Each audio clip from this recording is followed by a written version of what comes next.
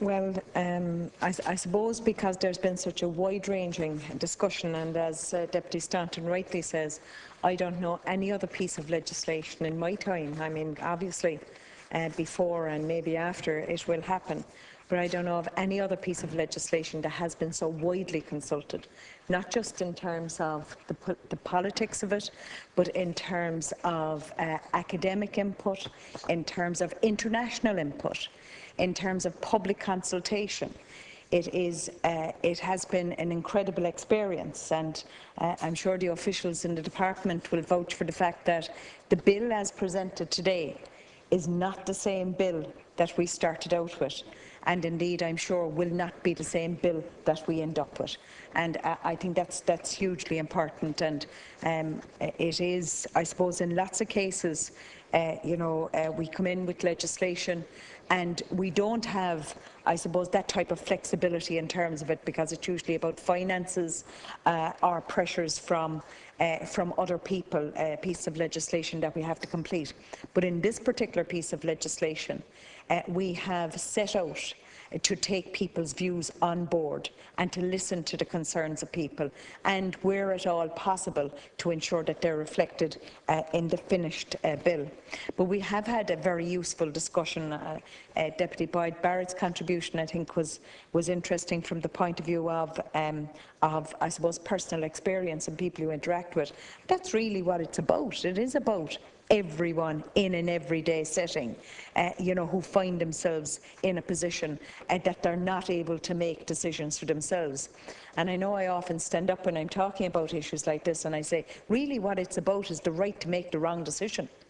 Because we all make the wrong decision, and know whenever, all right, they come along later on, they say to you, that was made a bit of a crack at that, but you had the right to do it. And I think that's what this piece of legislation is about. Hopefully, that with assistance and with inputs from others, trusted people, that it will be the right decision.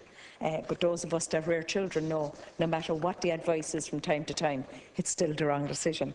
But I would like to respond to some of the points, and if I don't respond to all of the points, please don't take it that it's not that we didn't listen. We did, but we will be listening even more when it comes to committee stage.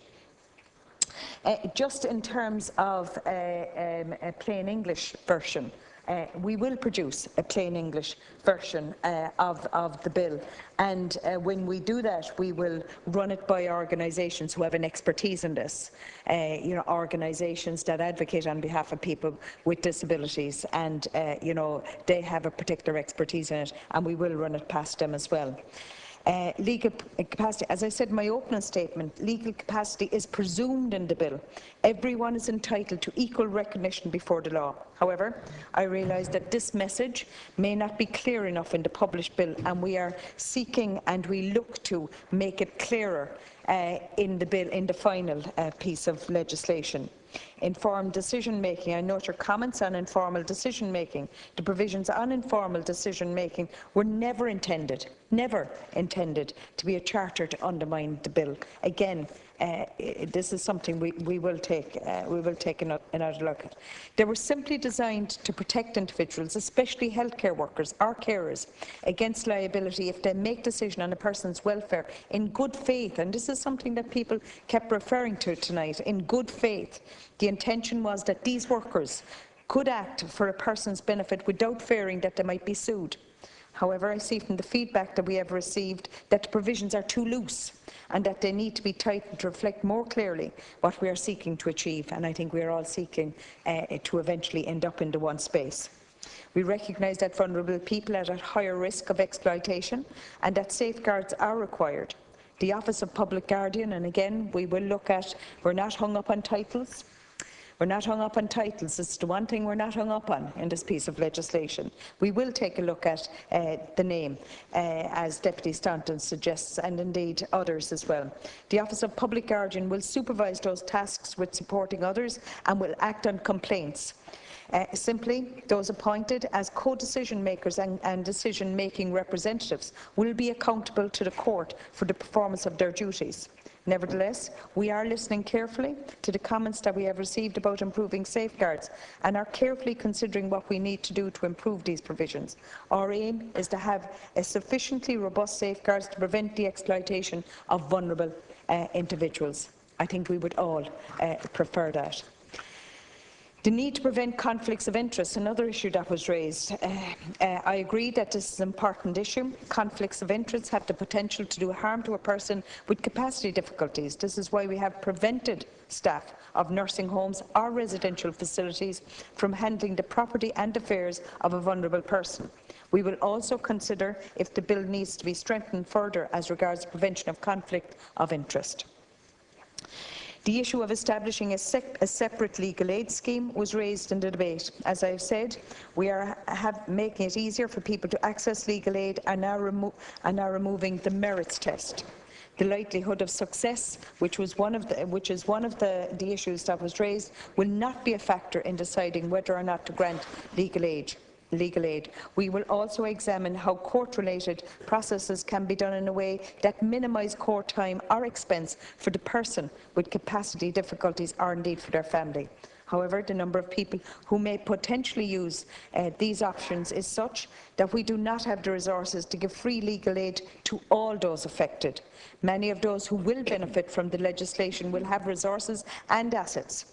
It would be unfair if those people received legal aid and prevented others on low incomes from getting the assistance that they need. The issue of deprivation of liberty was raised, and I personally believe and have always believed that the issue of depriving someone of their liberty is the most profound and significant thing that you can do in any society. The bill provides safeguards to protect those who lack capacity and who have a mental disorder from being arbitrarily deprived of their liberty. We have sought to ensure that there is no conflict between this bill and the Mental Health Act 2001. Of course, as you are aware, the review of the Mental Health Act is currently underway. We will have to revisit the relevant sections of this bill once that review is completed. And just for Deputy O'Callaghan, who made a point of this in particular, I cannot now say what will come out of the review of the Mental Health Act. I can't say it. I have deliberately kept out of the process, appointed the group, met them on one occasion, gave them, if you like, the criteria under which I wanted them to act, but I will not interfere in that process. I will have something to say about it as soon as I see what their recommendations are, and if I agree with them or disagree with them, or I may think they've gone too far or not far enough. But I think it is important that the process remains clean and uninhibited. The role of advocacy has been raised, and I agree that there is an important role for advocates in supporting people with capacity difficulties in ensuring that their rights are respected. We are considering how the issue of advocacy can be addressed more effectively in the bill. This bill is not cast in stone, and I think we started off with that in my opening speech, and I finish up with it. The bill is not cast in stone. We are open to your views and those of stakeholders as to how the bill can be improved. What we want to achieve is a legal architecture that promotes respect for the rights and autonomy of people with capacity difficulties, in line with the UN Convention on the Rights of People with Disabilities. I keep making the point that, you know, if someone came into me this morning and looked for advice on the bond markets, on what shares to buy, I would readily admit I have no idea. No idea. No idea. No idea. Yeah. Yeah. But I have no idea. But if you were to ask me about other issues, I would have considerable knowledge. So I think we have to look at people with limited capacity in that respect. In that respect. You know, we are not, unlike, of course, and I exclude Deputy Ross from this, none of us are the holders of all knowledge. You know, except Deputy Ross, of course. Except Deputy Ross, of course. But I think that's how we have to look at it. We have to look at it in terms of some of us have expertise in one area and very little in others. And I commend the bill for second reading. Thank you.